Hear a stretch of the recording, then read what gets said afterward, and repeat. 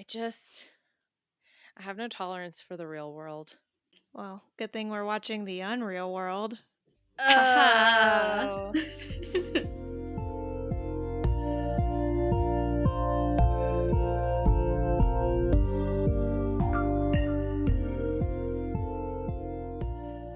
Welcome back to West Bev. I'm Caitlin, I'm Ariel. and this is your Beverly Hills 90210 podcast, where we break down every episode of the 10-season show. Today, we're talking about Season 5, Episode 24, The Unreal World. Mary, what happened this week? Val is asked to pay her hotel bill so she moves back in with the Walshes. She invites Dylan and Charlie to network with some movie people at her PPAD event. During the event, Dylan meets Charlie's former hypnotherapist, Dr. Molly Campbell. Then he gets a ride home from Val and bangs her after insisting how much he'd like their relationship to remain platonic. They're not romance, I guess. Val doesn't really like platonic. I now am just choosing to believe that Val got her hotel bill, realized she couldn't sex her way out of it, and literally just moved out without paying it. Yeah, she's just like, well, that was fun, and then peaced out. Yeah, like she went down there, had that conversation with Mr. Brennan, and then was like, "Oh, yeah, valid argument that I owe you money. Let me go get my credit card," and then just left. Yeah, because she was like literally trying to get out of it the whole time, even trying to say like, "Oh, you should give me a discount," to her discount. She was trying to do everything she could to not pay this, or at least pay a fraction of this. Yeah, my favorite part was she was like, I've never seen you harass any other hotel residents," and they were like, "Yeah, we do this discreetly. Like when someone went into your room, shut the door, and then told you you owe us money." Yeah, exactly. Like, that's not harassing. We're a step away from calling collections on your ass. I know, right?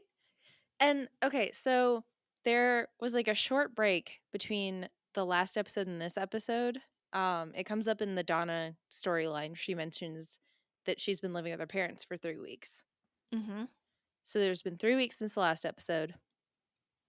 And then assuming every episode before that was on a normal timeline, and this is the 24th episode, and Val moved in on the 20th episode, was that she's been in the hotel for less than 2 months and she's already out of money.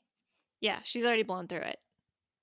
So much. So fast. I mean, they talk about how she was going to the hotel, to the boutique, to the spa. Like, this girl has never seen a budget manager before in her life. Well, and even in a hotel room, when you see her in the opening scene, she's like surrounded by shopping bags, and she's always ordering room service and all of that. So yeah, it's like she was not being shy about spending that money. I hope she bought her car just outright because she can't afford to make payments on that anymore. She's not going to be able to afford the insurance on that anymore. Well, that's true. And I think my favorite part of this is truly that, like, we see this whole thing with the hotel manager, and then the only time Jim and Cindy are in this episode basically is when Cindy calls Jim and he's working late. It's dark outside, and you just see Valerie moving boxes back in the background. Yep, she's just casually like getting all her stuff out of her car, putting it back in, like almost cheery. Like she has like a smile on her face the whole time. She literally says, like, "It feels so good to be home. It's like I never left." Like, there is no way that they ever actually talk about how she spent all of her money. Oh no, not at all. I mean, even in this conversation, like they're arguing, not really arguing, but they're just going back and forth about who was going to punish her or who at least was going to lay some ground rules. Like Cindy's like, "Well, I thought you were going to do it." And Jim may as well have said, "I thought you were going to do it." But instead he says, "Oh yeah, cuz you want me to be the bad cop." But we don't ever actually see him be the bad cop.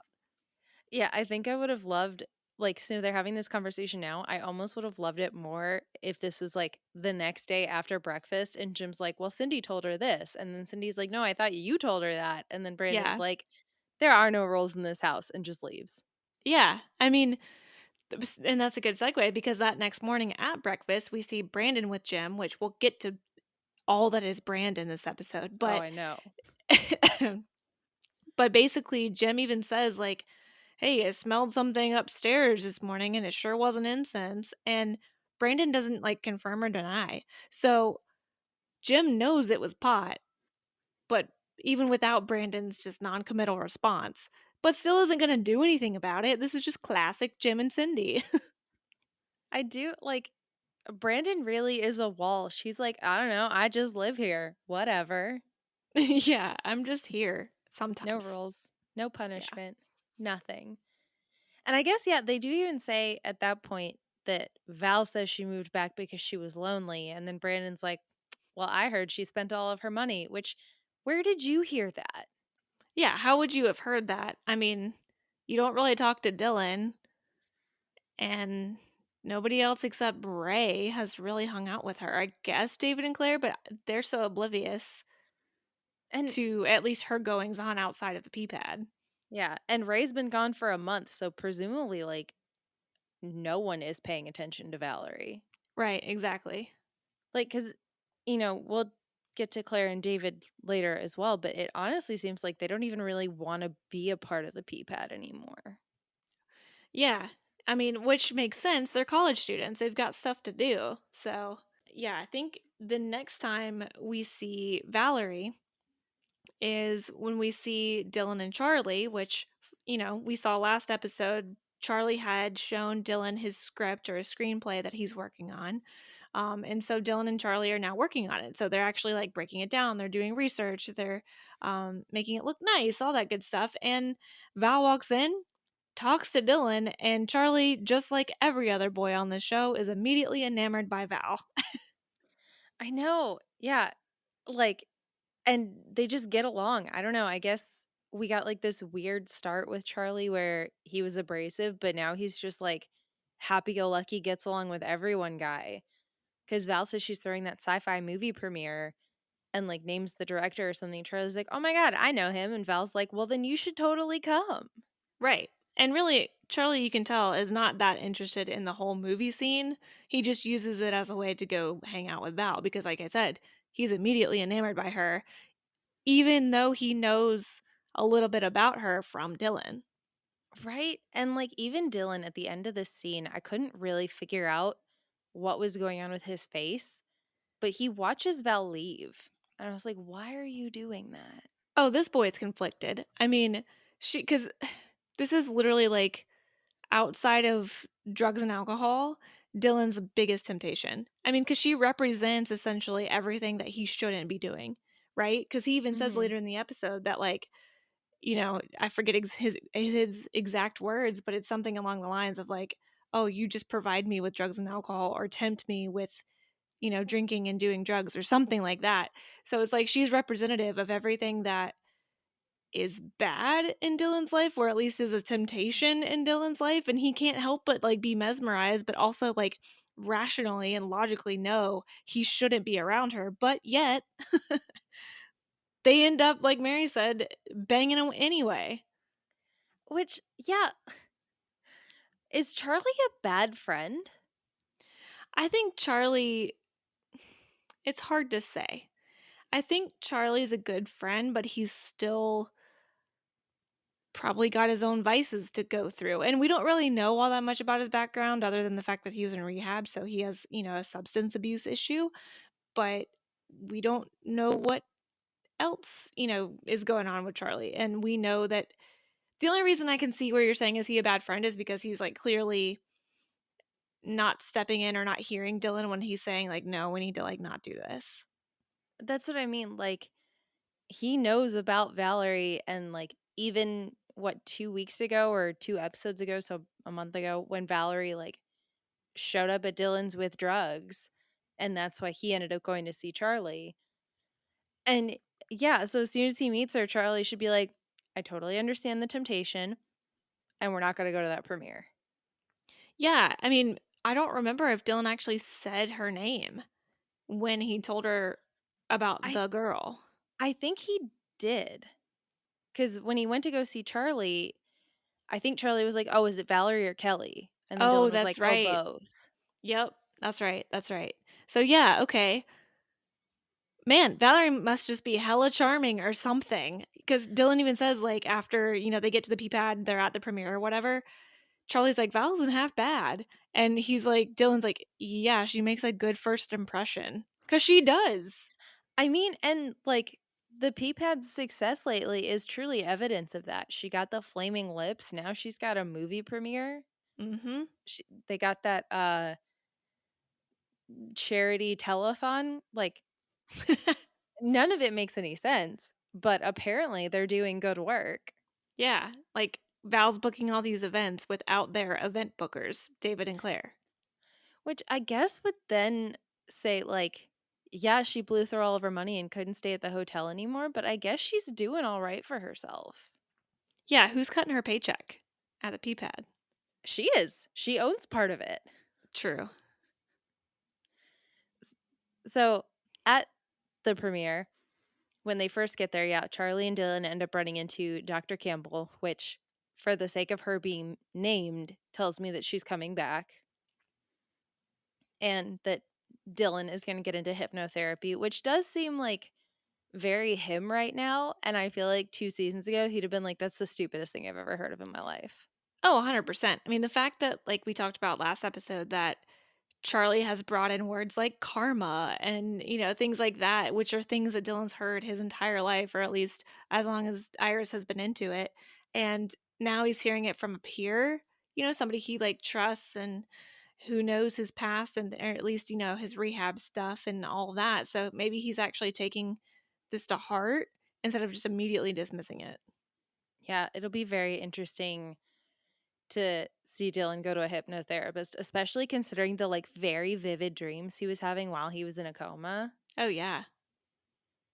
And after they have this like brief introduction that I truly think is literally just to introduce Dr. Campbell to us so that she comes back later.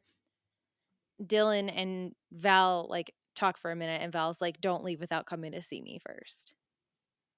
And apparently he follows her orders and then she gives him a ride home.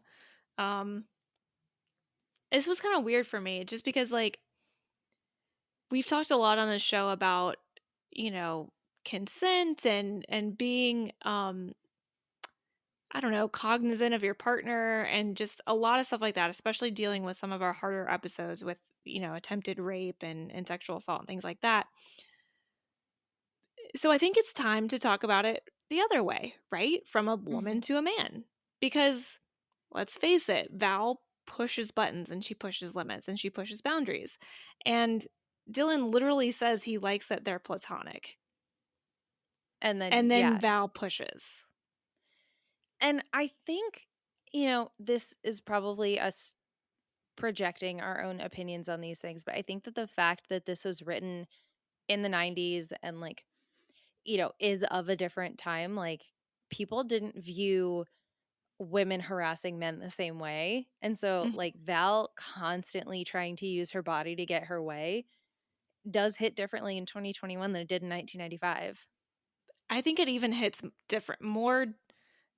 I don't think more differently is the right way to say this, but like it hits harder than the other way around. Like, because it's it's always not always, I don't want to say, I'm using too many extremes here, but the patterns of sexual assault or coercion or whatever you want to call it from men to women has been pretty consistent over the years. The tolerance for it has certainly changed, but at least like what it looks like and how you portray it on a TV or movie screen has been pretty consistent. But yeah, to your point, it's like this isn't really the Valerie to Dylan situation or just Valerie to really anybody, because we even saw her telling the hotel manager to get creative when it comes to her bill. It's totally viewed differently. This is almost like such a stark difference to, I think, how we view it today. Because, like, again, I'm all for a woman being comfortable with her body and being extremely sex positive and all of that. I still would like to see consent and not forced consent. Yeah, it's kind of this thing of like, what's Dylan gonna do? Say no to her, kind of Yeah, a thing, rather than him exactly. like actually wanting this. Mm-hmm. I do think it's also very interesting that in this scene, Val calls Dylan one of her best friends. And I could also see an argument that, like, she is using her body to keep him around Mm-hmm. because she doesn't have anybody else, and this is some that, like, her body is the currency that she knows how to use. Well, and I think that goes back to how you were saying, when Dylan was like watching her leave at the peach pit, it's like that's the point. She's got him enough to be interested and be conflicted. She's like she knows he's watching her. She absolutely knows. So to your point, it's like she's doing these little things to just keep him interested, keep him around, keep him engaged, even if it's not necessarily the nicest way, because he literally is like, I like that we're platonic. And she goes, me too. And he's like, good. And then she's like, but I also, want to be more, or I forget exactly the words. And he goes, bad, but then does it anyway, which was a cute piece of dialogue. Cute in the sense that, like, I like the little call and response, but he he doesn't want to do it, but he wants to do, like, this is a very gray area for me. Yeah, no, I can totally get where you're coming from here. I mean, it does seem like this is a pattern that's gonna continue with Yeah. Val. Like, she is gonna keep honestly using her body and kinda, like, pushing herself on people, and this show is gonna be like, Val's hot and she gets what she wants, and that's cool, and, like, to an extent it is cool, but it's like, yeah, that weird grayish consent where, like, okay, but she pushed herself and then Ray cheated with her, but, like, maybe he wouldn't have done that, and then, like, Dylan was fine being platonic and she pushed him and now they're sleeping together. Like, it just seems like it's gonna be a pattern that keeps continuing, honestly, probably through the friend group. She kinda did it to Steve too. Yeah. Well, and yeah, that's the thing. Like, Steve always wanted to sleep with her. That was never in question. So the consent was Good always point. there. However, she she controlled when she didn't, when she did and when she didn't use it. Right? Like, she was waiting for a favor. She was waiting to be nice to him again. She was using the fact that he always wanted her as a way to get back into his life if she needed something. I mean, we saw that the night of the fire. Like, she upset him, she hurt him by sleeping with Dylan. And he got over it because at the end of the day, Steve still wants to sleep with her. Uh, we're gonna have to touch on that all again when we get to literally everybody else. Oh my gosh. Yeah, you're right. But I think, Mary, can you tell us what happened with Andrea and Jesse this week? Jesse finds a metaphor for his marriage to Andrea while out on a jog. A broken rocking chair, which will be like new again once they replace some parts. Andrea and Jesse have a really good time rebuilding the rocking chair, remembering how much they actually like doing stuff together when they're not swallowed up by stress. Andrea says she's been seeing a therapist about their marriage, and honesty is important. But before she can tell Jesse about Dr. Laundry, Jesse interrupts to be like, "You're right, I cheated on you with Kansas lawyer. I've obviously been so bad at hiding it." Oof. They were in like 3 minutes of this episode, and I have so many conflicting thoughts about them. Oh, yeah. No, it's, yeah. I want to hear them because I have less conflicting thoughts because I knew this was coming.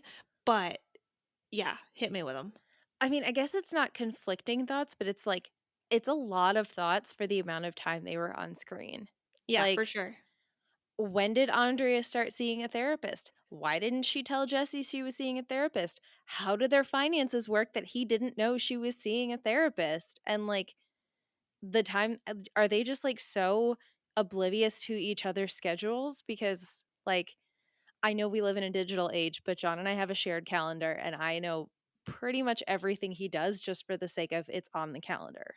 Like, Right. and when she keeps trying to get up the nerve to tell Jesse about Dr. Laundry, and then he's like, "Oh, by the way, I had an affair. Like, I slept with Kansas lawyer. I had a one night stand." Is she gonna tell him about Dr. Laundry? I'm sure we'll find out next episode, but I need to know right now.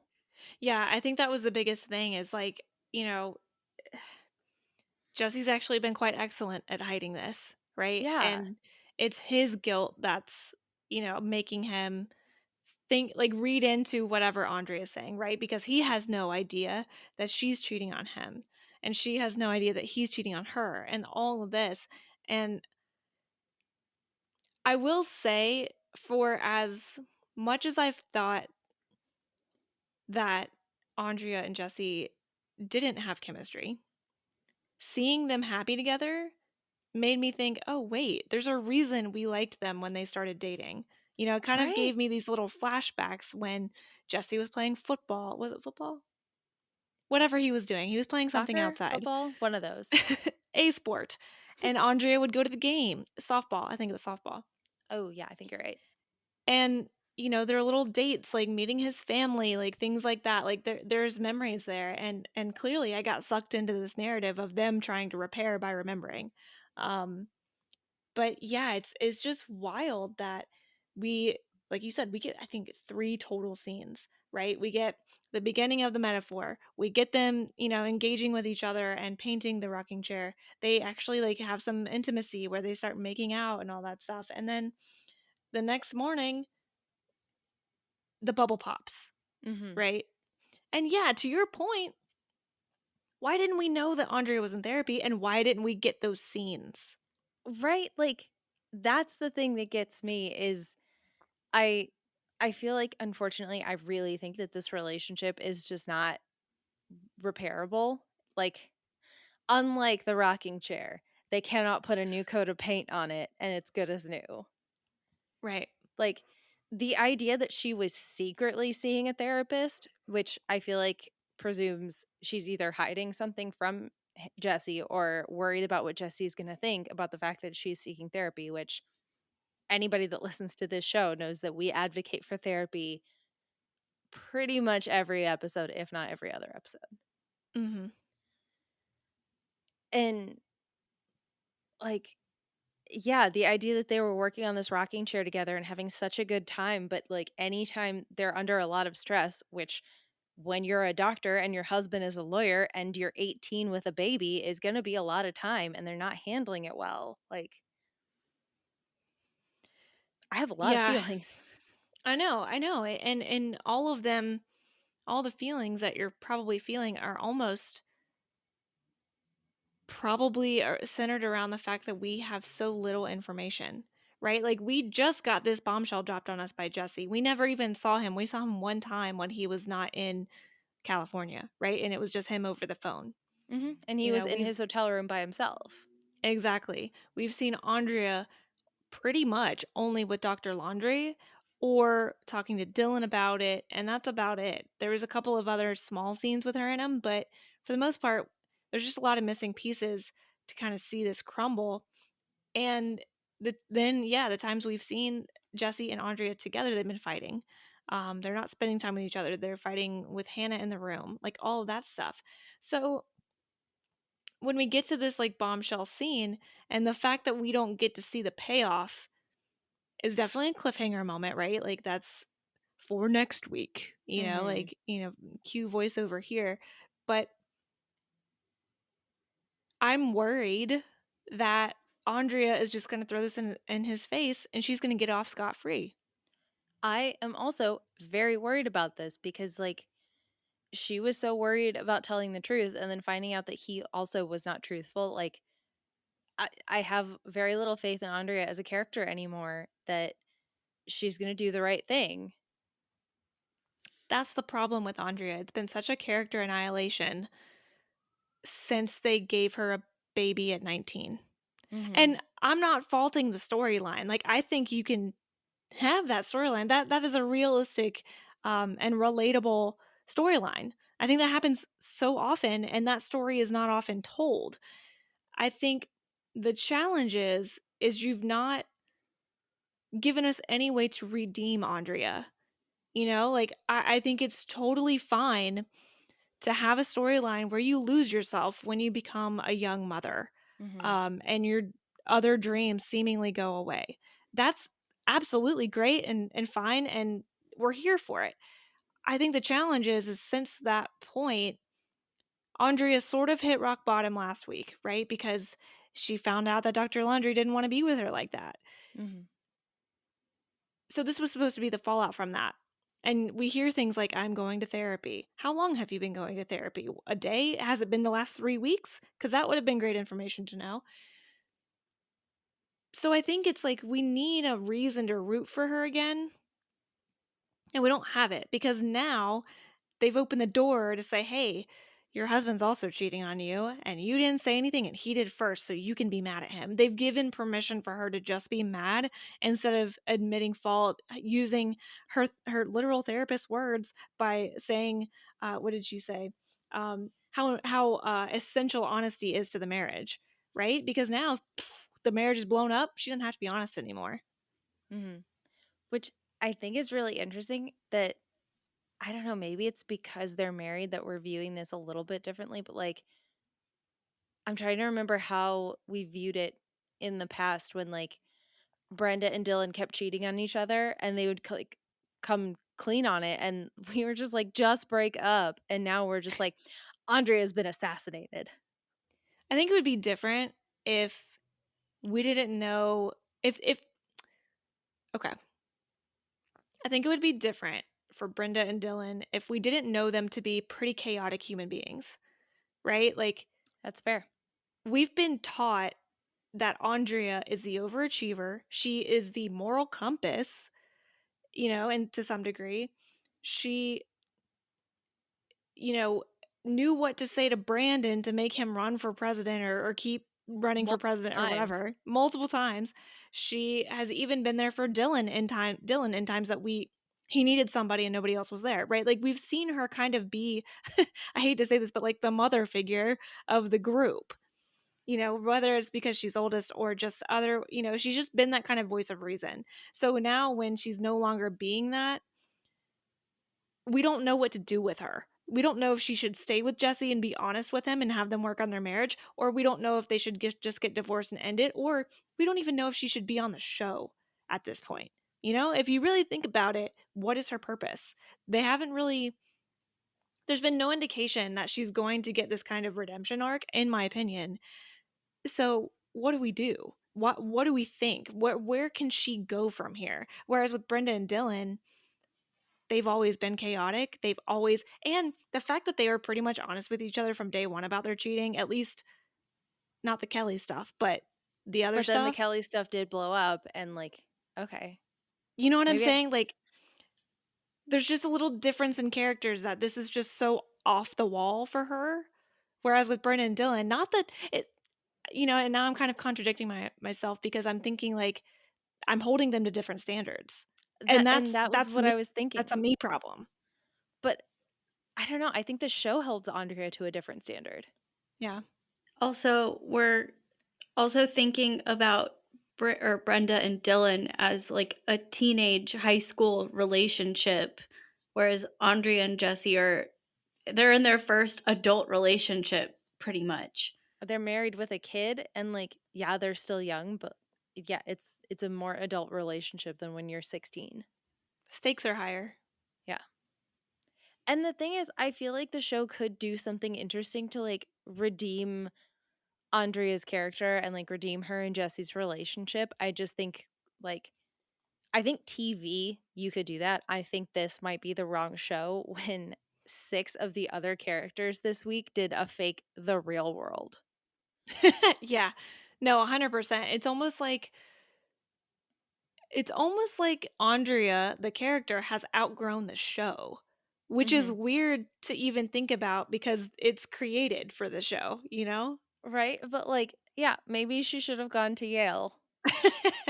Why didn't you go to Yale?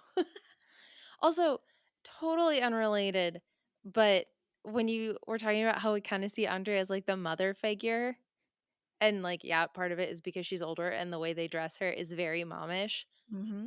But did you see that nightie in that last scene? Girl, I was like, okay, like, where has Right? this been? When she was like putting eggs on the plate, I was like, oh, girl, you look good. I know, just kept riding up, up, up. I'm like, hey, this is on broadcast television. Andrea's got legs. Yeah. I feel like that really is like, I feel like there were other cliffhangers in this episode, like Val and Dylan sleeping together again. We'll get to what happens in the Real World ripoff. But, like, this one I am definitely the most interested in, is, like, what's gonna happen to Andrea and Jesse. Yeah, I mean, we've been waiting for this, like, a shoe to drop at some point for so long. Yeah. We'll just have to see what happens next week with them. But truly, we have to talk about the unreal world. Mhm. David and Claire have found a lovable weirdo named Tuck who has roommates they plan to follow around with a camera for their real life video essay.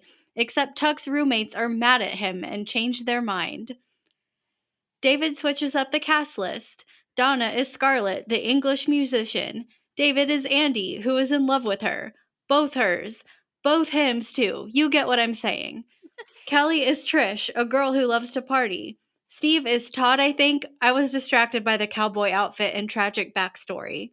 Claire is good old negative and uptight Beth, leaving Brandon to play Tuck, who, when reduced to a type, loves bicycles and disrespect. Filming goes about as well as you'd expect it to, especially when Steve used real alcohol to spike some watermelon. Instead of the scenes they scripted, David and Claire end up with a whole lot of raw footage of their friends being real and also footage of several reasons why they should break up. I could deal with, like, 8 of these episodes. I know, right? Like, I don't know what it is about actors acting as their character, acting as another character, just make me so happy, but every time I see it, I'm like when shows get meta like that, I love it so much. Like, it's not my quote of the week, but when David eventually tells Steve that he's overacting, it just felt too real. Honestly, my favorite part of all of this was Donna's accent. Oh god. It was so bad, and no one said anything the Oh, I whole know. time. They were just I w like, "It's close enough." I was half expecting to catch Jenny Garth break character because she, laughing at her because we've almost seen her smirk for less than what Donna was giving. I loved it so much, and I loved, like, as the show progressed, Steve got more and more cowboy. He was the best one. Well, okay, Brandon was the best one, but he was, Todd for longer than Brandon was Tuck. Okay, when Brandon is Tuck, and then Tuck actually just walks into the beach apartment, which, like, you can't just walk into somebody else's apartment, and Donna makes that whole speech about how they have a house alarm. You'd think they'd lock their doors now. Nope. But when Tuck walks in and Brandon just stands next to him giggling the whole time. The whole time, like, I'm almost thinking they told Jason Priestley to only laugh when the camera was on him, but he's like, "Nah, I'm just gonna laugh the whole time." It was so fun. He's just sitting there giggling, and Tug is getting madder and madder and being like, "You're dead, Silver." And then Brandon just goes, "You're dead, Silver." It Yeah, like, yeah, masterclass in acting by Jason Priestley. was so fun. Oh my gosh. Let's start at the beginning. Yes, because, like, literally the first thing that introduces this is that Val is calling Claire, and saying that the film company decided to use the club tomorrow night for the premiere party, but Claire and David cannot help because they have this project. Said project is what we've been talking about, this documentary, mockumentary, whatever you want to call it, project for their communications class. And what's weird about this is, like, while Claire's on the phone, we see all of a sudden Felice just pops in out of nowhere. And okay, so there were like deli trays out, and you could see like there was Claire, then the bar with the deli trays, then Felice. And I was like, why are there deli trays? Why is Felice here? What is happening? I know. It was a super shock to see her, and we find out she's there because essentially Donna's moving back into the beach apartment, which I was a little confused by because she was living at her mom's house. And now after 3 weeks, she's back in the beach apartment, but Donna does say, like, she feels like she has to kind of, come back and face things, and she has to move on and get over things, especially now that she's got a car alarm, a house alarm, pepper spray license, which I didn't know that was a thing, or Same. mace license or whatever. But no Doberman, though. Doesn't she have Rocky too? I wrote that down. I was like, where is Rocky too? Literally, just having a dog in the house can be a deterrent. Yeah, like, did they just forget that they gave Donna a dog? I think they did. I'm pretty sure Rocky 2 is to Donna as Steve's cell phone is to Steve, Mm. because he only has it when he doesn't fucking need it.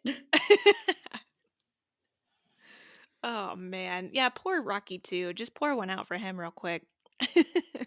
I mean, considering how Felice has handled other things, I feel very confident that she just like gave the dog away and was just like, "What, Donna? You have to understand, I offered the dog $10,000 to leave you and he took it."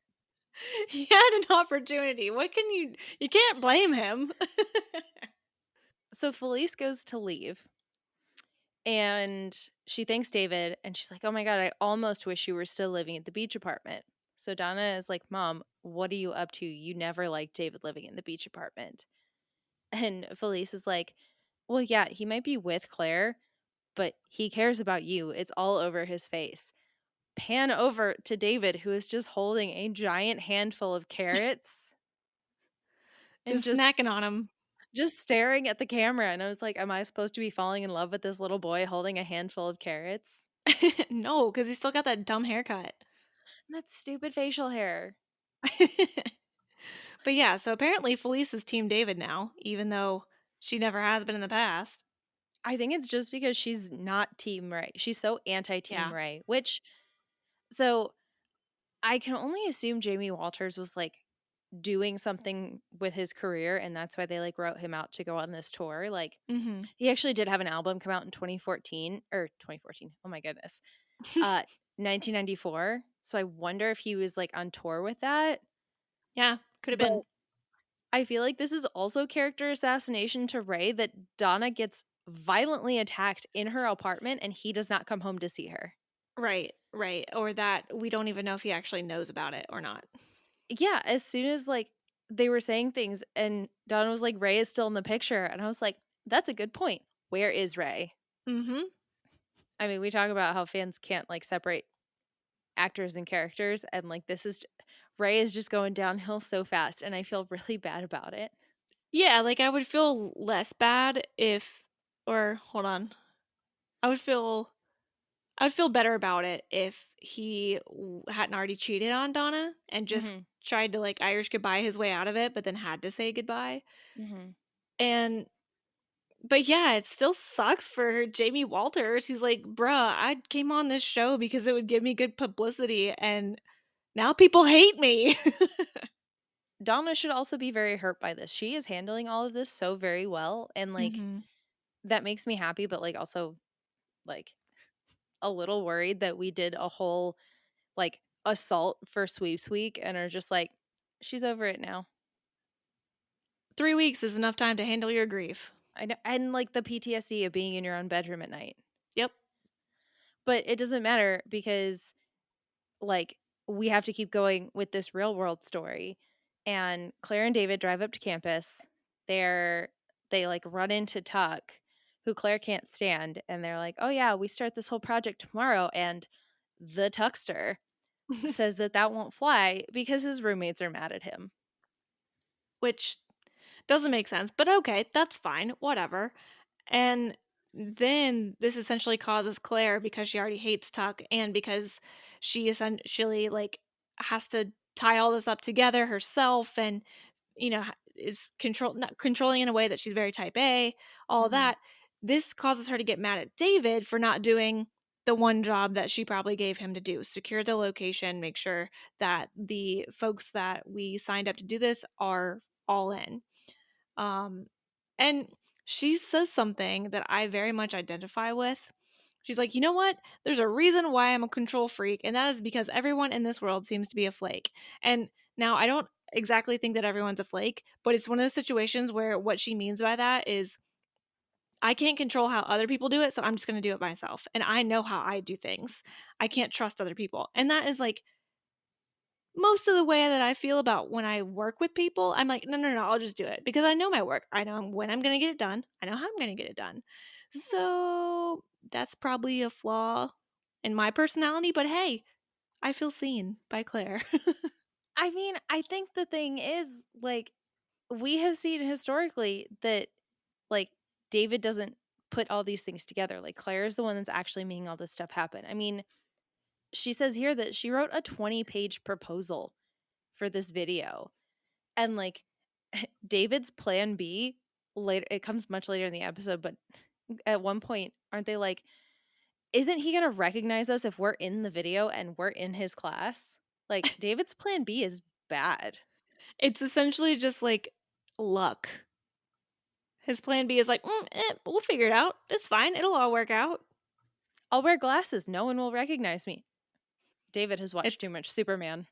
it's a wonderful disguise. Just ask every Superman show, every Supergirl show that's ever been made. I'm just going to put something over my eyes and then change my voice, and you will never know it's me. Yep. The only thing he doesn't do, though, is change his hairstyle, which he should have. He should have. His teacher is going to be too distracted by the tape holding his glasses together, but also the safety pin. I saw the Oh. safety pin, and I was like, is that really a thing? Yeah, that was the first time I'd noticed that. Right? So, yeah, Claire storms off really mad. She comes back up to the beach apartment later. David's waiting for her, and she's like, honestly, don't even say anything. I'm going to take an incomplete because I would rather drop a class than get a bad grade. Yeah. And I find that interesting because, like, I don't know how college was back in the mid 90s, but you had to drop it at a certain point and you would get like I don't remember what the phrasing was, but like either you could and it was fine or you could and it wasn't fine. Mm-hmm. But Claire's banking on the fact that she's done well enough at this point to be able to drop the class and it's fine. Yeah, I have to assume that this is just like she can take it later and replace the grade or Mm-hmm. something. Yeah. I don't know. But we go inside to find that they have exactly the same number of friends that Tuck had of roommates. And Perfect. therefore, all of their friends are just going to improvise and pretend they're Tuck and his roommates. I love And it.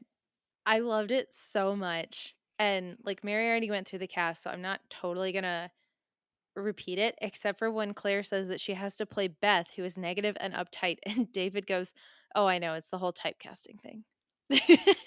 Which I laughed at. I mean, it was a dick thing to say, but I did laugh at it. So I think that's the thing is like the little zingers I kind of have to laugh at because if I don't, then I remember how David used to treat Donna and I get really sad. exactly. But luckily, we don't have to focus on that for too long because Brandon nails the like Valley accent or whatever. And I'm not even going to repeat it because it won't do it justice. I can't, like, I want to, but I'm not going to because I can't do as well as Jason Priestley did as this character. Right? I like kept listening to Jason Priestley and then also to Donna's British accent, just like trying to be like, can I repeat these for the podcast? And I just can't do it. Like Donna's is so bad and Brandon's is so perfect. Yeah, it's like they're on either ends of the spectrum to where if we were to try to repeat them, it would, yeah, it just wouldn't work out. It wouldn't. And But we you're just get going to have to watch the episode and just hear or just look it up on YouTube. I'm sure it's there. and truly, you should.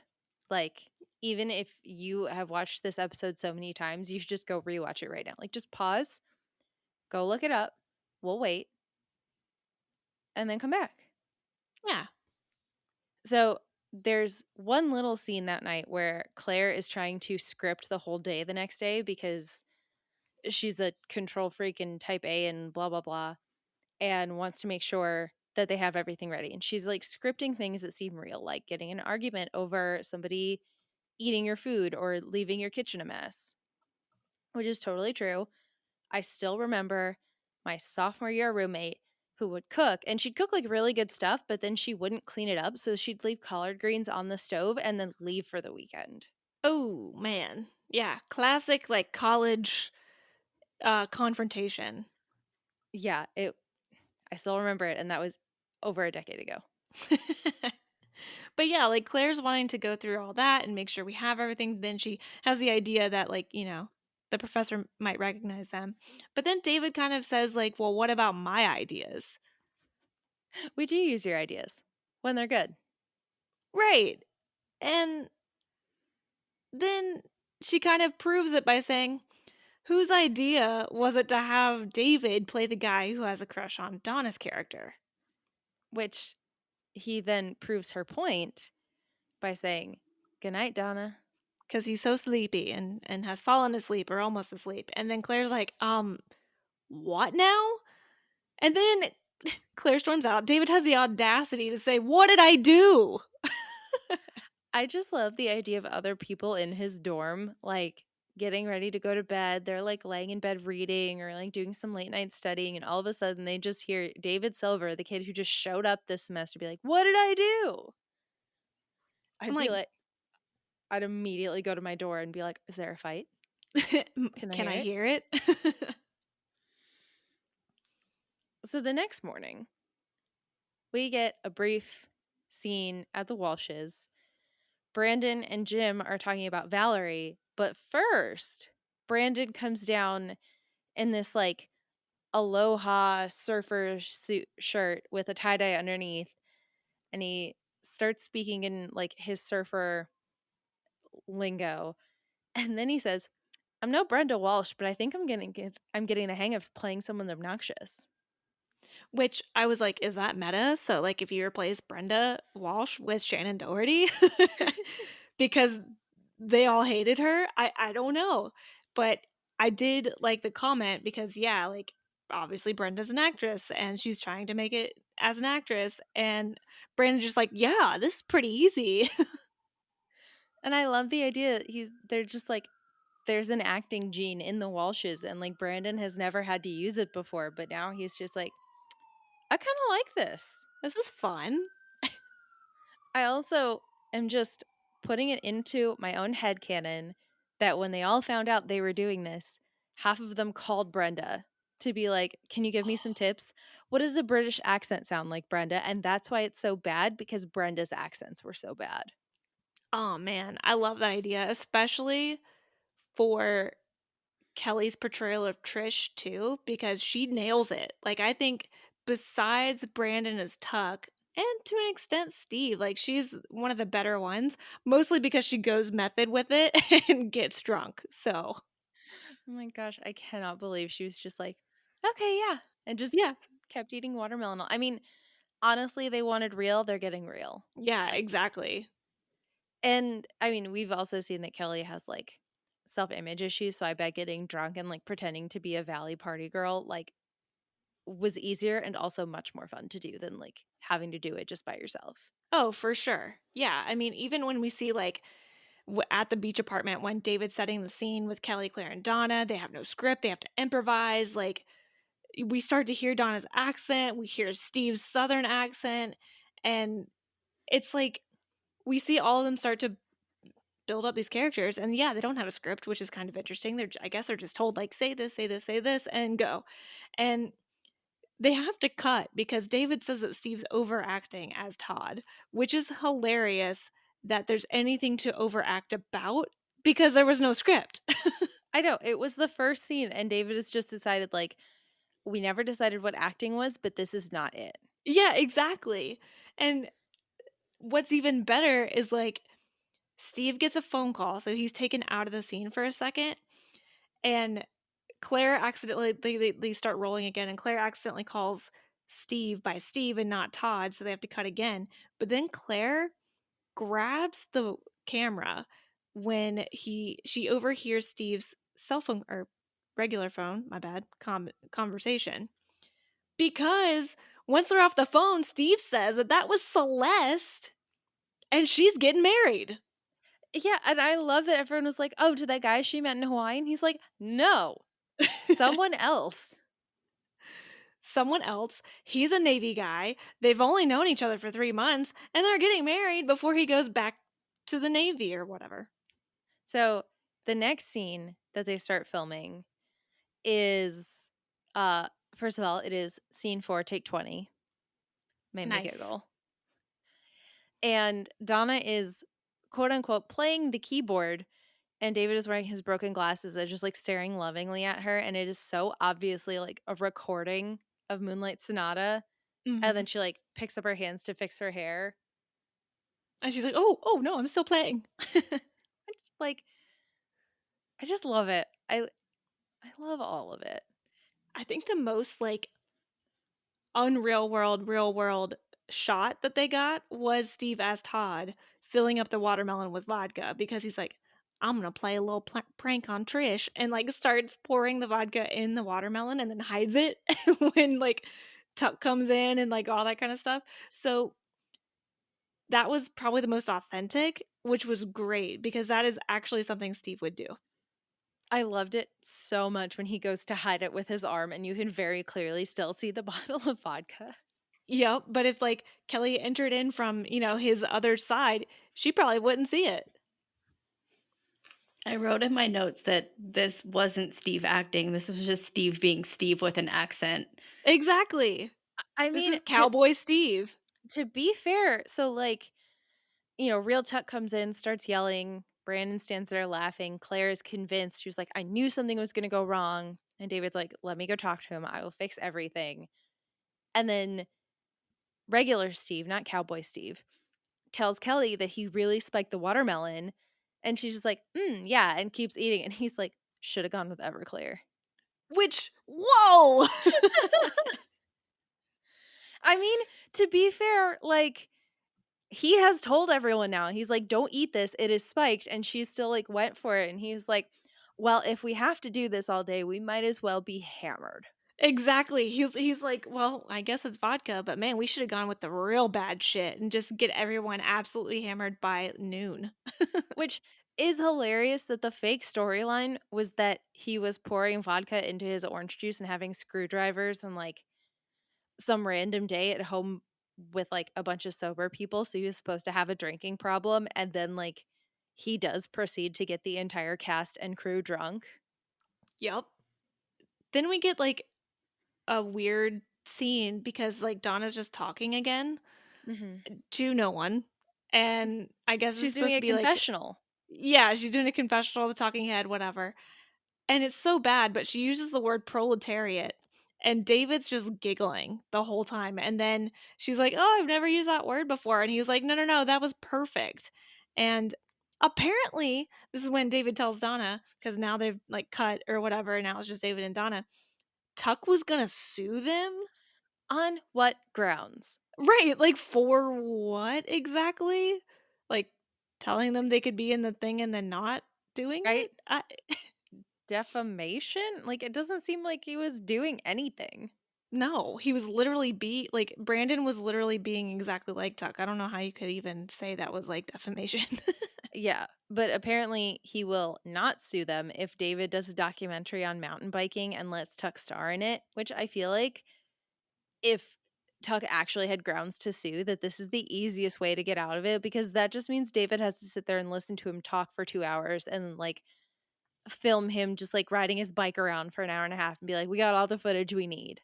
Yeah, we're And then good. We're And then, good. yeah, like, "Oh, it never sold. It didn't go anywhere, but I filmed it. I'll call you. Don't call me." Yeah, like, here's the raw footage. Bye. Yeah, and they're chatting in Donna's room, and she kinda, like, has a moment where she remembers the last time the 2 of them were alone in her room, and it, like, definitely freaks her out, and so David goes to comfort her. And meanwhile, out in the living room, Kelly's getting real drunk. Yeah. Is this when she just yells in Uh, Brandon's yeah, ear? she's like, "Talk, talk, talk, talk, talk. Does that bother you?" Yeah. I don't remember if that's here or the next scene, but I remember her doing that. Yeah. I No, okay, lit it's the next scene, sorry. Okay. Yeah, because I just wrote that Kelly is getting really drunk off watermelon because, Mhm. like, Claire has to go get something else or get more videotape or whatever, and this is where she sees they've got monitors set up all over the house, which is hilarious to me, Mhm. but she sees Donna and David hugging and then, like, doing that weird friend kiss they do, but then Donna and David start real kissing. And Donna has to Mhm. put a stop to it.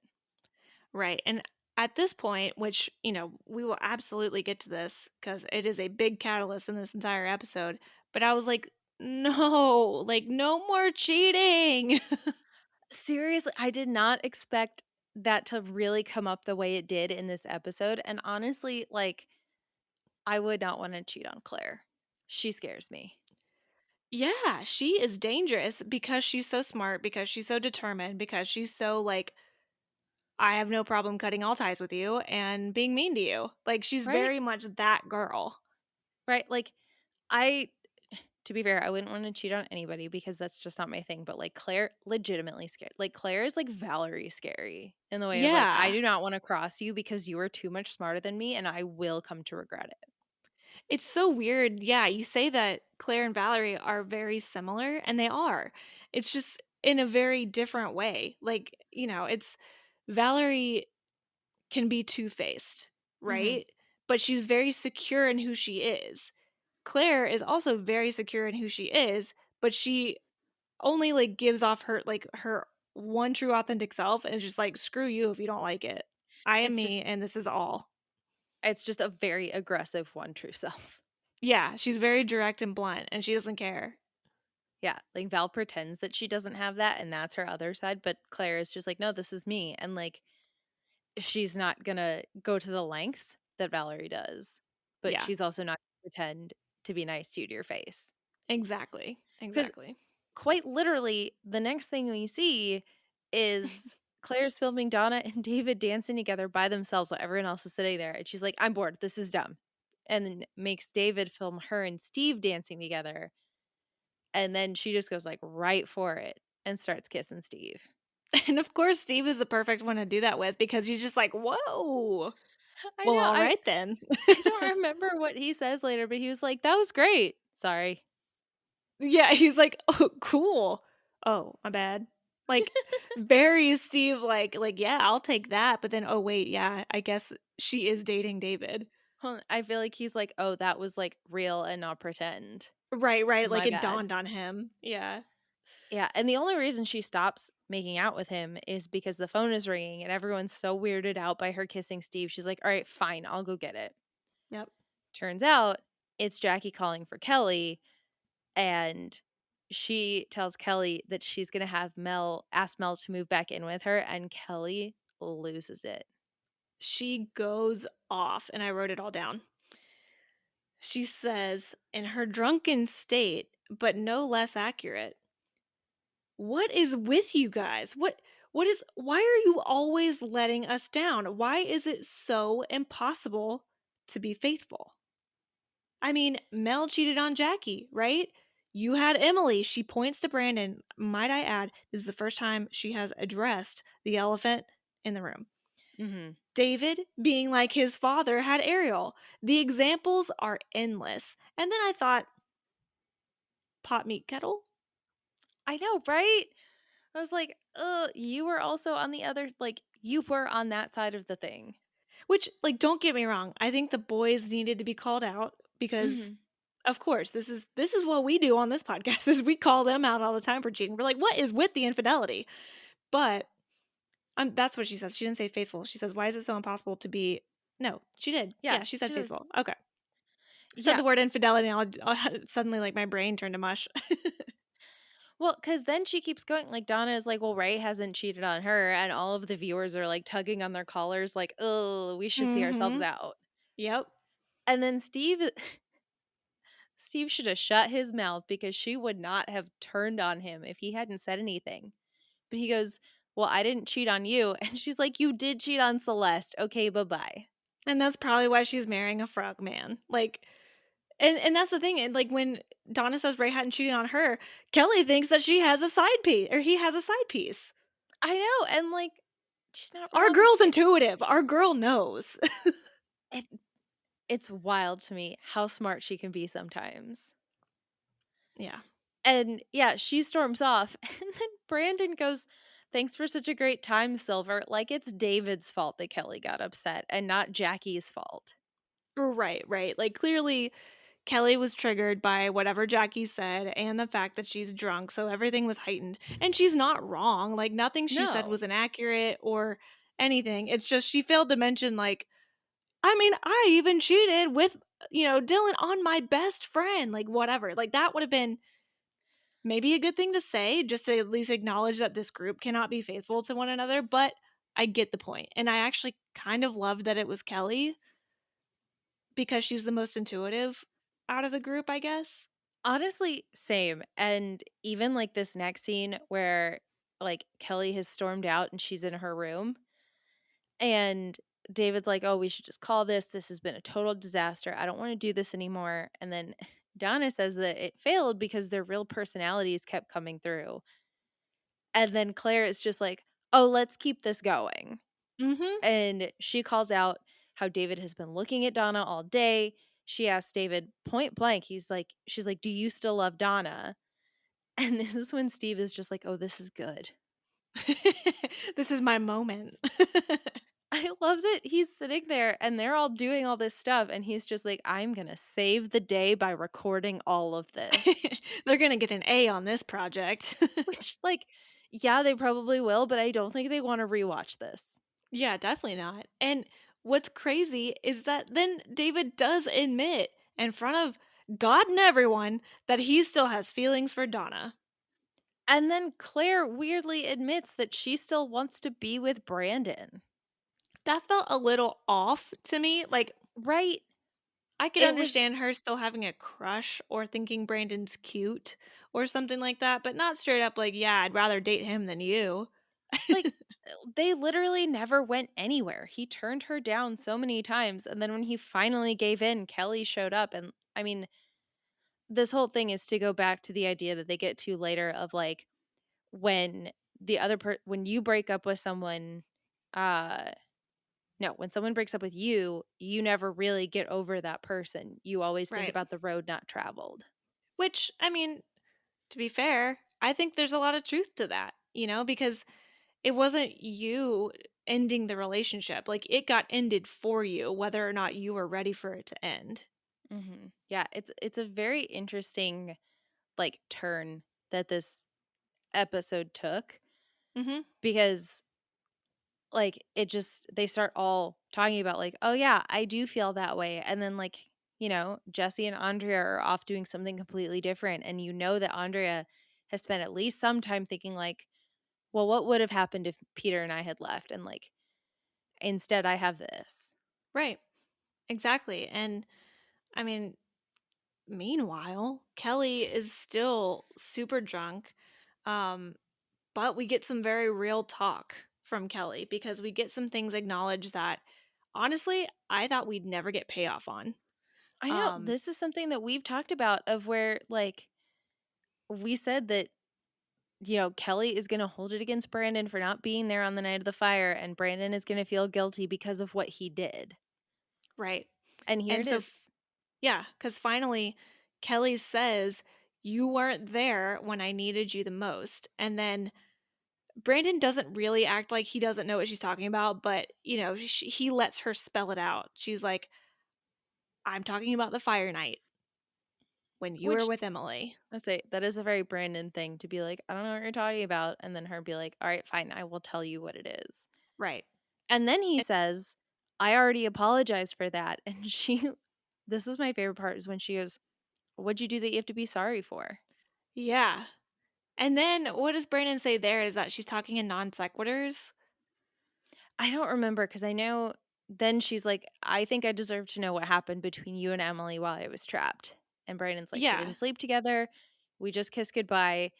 And then he says, Emily is in France and I'm here with you. And that's all that matters. And like, no, it's not. Well, and just like Kelly says, she wants to believe Brandon. I would like to Mhm. believe Brandon too, but I don't. The thing is, I feel really bad for Kelly. I feel like if all of her boyfriend's ex girlfriends weren't in Europe, she wouldn't have boyfriends. Oh, man, that's a good point. Yeah, Like, because what kind of answer is that? Like, just because Emily's not here and you are? Like, this is just a relationship of convenience? that's what I mean. Like, literally, she's not right in front of you, which, I mean, we've also had the argument that Dylan chose Kelly because Kelly showed up. True. That's true. Relationships of convenience. Kelly's the Yep. one who's there, and the other people that these boys want are not there. Yeah, this is wild. Right, but then it like gets into this whole thing where Kelly says that she thinks about a future with the two of them and Brandon's like, I can also imagine spending my whole life with you. And like that's how that conversation ends. Yeah, I mean, definitely they were trying to go the whole like, oh, this is a big monumental moment in their relationship because they're acknowledging that this is more serious than just a college relationship. Um, but oh, one of them fell asleep. Like classic plot point. But I as much as I still don't believe that Brandon didn't sleep with Emily, I still think that this is probably the best match out of any of the relationships we've seen thus far is Brandon Oh, and Kelly. And I feel a little conflicted right now because not because I think not because I know Brandon's lying, but because I'm fearful that he's lying. hmm that I mean, honestly, same. Like, I love Brandon and Kelly together, and the thing is, I know this show, and Emily Valentine showing up and just being like, "I don't have a 4-hour connection. It's actually a 4-week layover." Like, something like that is going to come up again, and it makes me worried because, like, yeah, Brandon can see the two of them together, and I can see the two of them together, but maybe it takes us a couple more seasons to actually get there. Yeah, for sure. I mean, they almost have like man.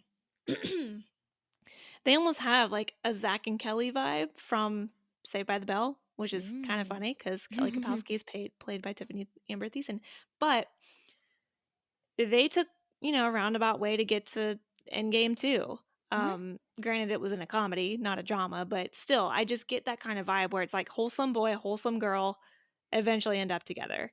Um, I just wish, I just wish I could trust him, even if she says like eventually like she would have to stop thinking that way if she couldn't trust him. So at some Mhm. point she actually admits that she does trust him because she has these very like real feelings for him. I'm also a little bit scared that by the time they actually do, like, truly become Endgame, that we're not gonna want them together anymore. Mhm. Like, I know that Donna and David are supposed to be, like, a huge thing, and I don't want them together. I mean, maybe it'll be different now that David's a different person, but he still cheated on her because she's a virgin, and literally in this next scene, she says, "My biggest fear is that being a virgin will cost me every relationship, like David. He has started a pattern in her life of her being hurt, Yep. and I don't want it." Yeah, there's got to be a lot of growth to happen for these two. And it feels like they're trying to lay that groundwork. Like even Mhm. if they don't put them together again right away, they are at least putting building blocks together so that they can eventually get to the place where they need to be in order to be in a healthy relationship together. That's what it feels like. Um, Even to the point where, David attempts to apologize and Donna's just like, you don't have to say anything. I know. Yeah, but let's also talk about the fact that he literally just cheated on his current girlfriend with Donna, so, like, he hasn't actually grown out of the behavior even if he feels bad about it. Well, yeah, because, I mean, once a cheater, always a cheater. So all these folks are cheaters. True story. And, yeah, in this scene, there's, like, a few other things that happen that we haven't really talked about because after Kelly passes out, Brandon comes back out to talk to everybody, and Steve asks him, he's like, "Oh, is, like, you and Emily breaking up